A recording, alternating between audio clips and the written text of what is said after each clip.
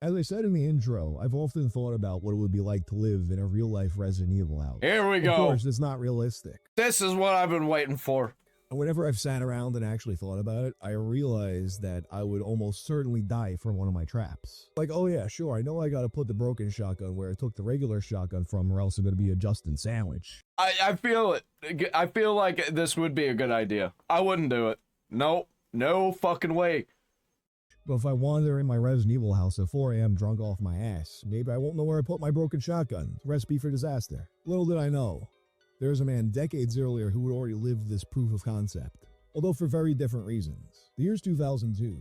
A small town in Belgium named... Yeah, you think it's cool to have a Resident Evil house, then you go outside, you're like, hey, wait a minute. I put dogs out here. Where the fuck did they go?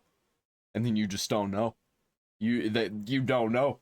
Pont de Loup. And I guess now's the time when I need to give my obligatory disclaimer that I'm going to butcher absolutely every French name in the story. Police You'll find them in the garden. arrive on the scene to investigate reports of a loud bang emanating from the home of a 79-year-old man named Louis Steffi. When they enter the building, they discover his dead body, sat up against a dresser, bleeding from a gunshot to the neck. An apparent suicide. A sad end for a retired engineer and a father of 14. Why would you shoot yourself in the neck?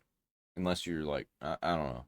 Unless they're counting this like jawline. I don't know. 37 grandchildren. To make short, they've covered all their bases. A lot of The grandchildren. police begin to investigate the home for signs of foul play. And as one of the detectives opens a wooden chest, his life flashes before his eyes as a gunshot rings right next to his head. He was mere inches from having his head blown smooth off.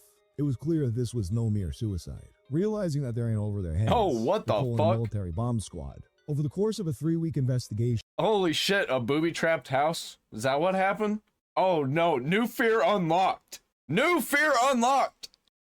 they discovered and disarmed 19 traps that Louis had built inside the house. While most of them were similar to the one that had taken his life, that being tripwires rigged up with fishing line, some of the traps were a bit more novel, such as a case of beer rigged up to a weight mechanism. You take You better be careful if you buy a house that you won in like an auction or something that they haven't looked at. Like if you're a realtor or something, like if you're into real estate, because bro, you never know, they could be leaving booby traps down there in the basement.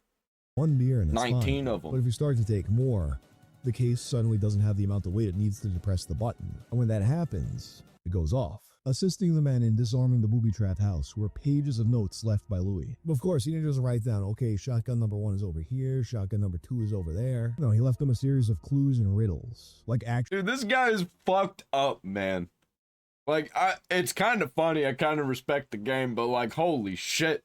Like, you shouldn't kill people.